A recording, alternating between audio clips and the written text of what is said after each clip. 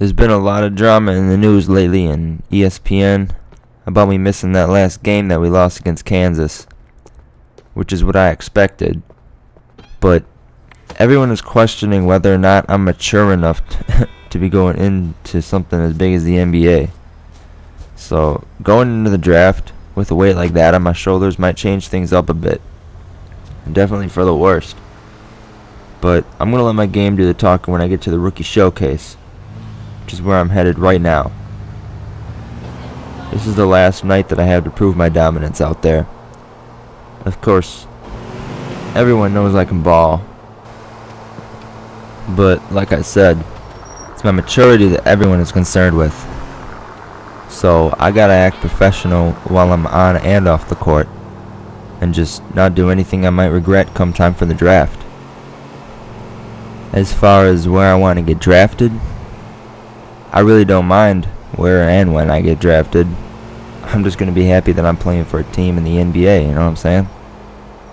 A lottery pick would be ideal, though. That money is exactly what I need right now. However, I did have a few teams in mind.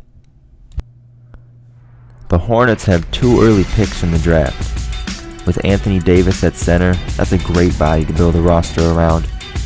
Austin Rivers at point guard makes for a great young floor general, and we all know he can shoot the ball.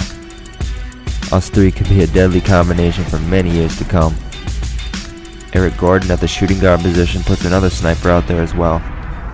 And they don't have a good small forward, so New Orleans might be a perfect place for me to get drafted to. The Sacramento Kings are in the middle of a heavy rebuilding process right now, and I think they have the right pieces for it. DeMarcus Cousins, Tyreek Evans, Marcus Thornton, Isaiah Thomas, and now Thomas Robinson, all in their young 20s. Not to mention their best small forward is John Salmons, so making a name for myself in Sacramento wouldn't be too difficult. The only downside I see is that I wouldn't be able to keep my number 3 because Aaron Brooks already has it. Philadelphia, the city of brotherly love. From what I hear, they have one of the best fan bases in the league. They made some pretty big moves during the offseason this year. Even though they got rid of Iggy, they brought in Andrew Bynum, arguably one of the best centers in the league right now, if not the best.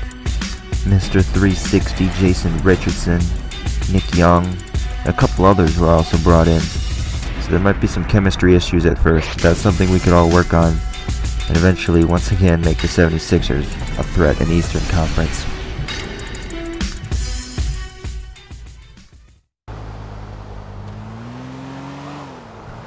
Wow, there isn't anyone here yet? I wonder if the media is going to start banging on me for being too early to a game. I decided to show up earlier today, not just to show that I can be prepared and responsible, but I also want to get out there and warm up my shot as soon as possible. Any extra edge I can get in this game is going to be key. It's the last chance I have to impress any prospects out there watching me. Better get started.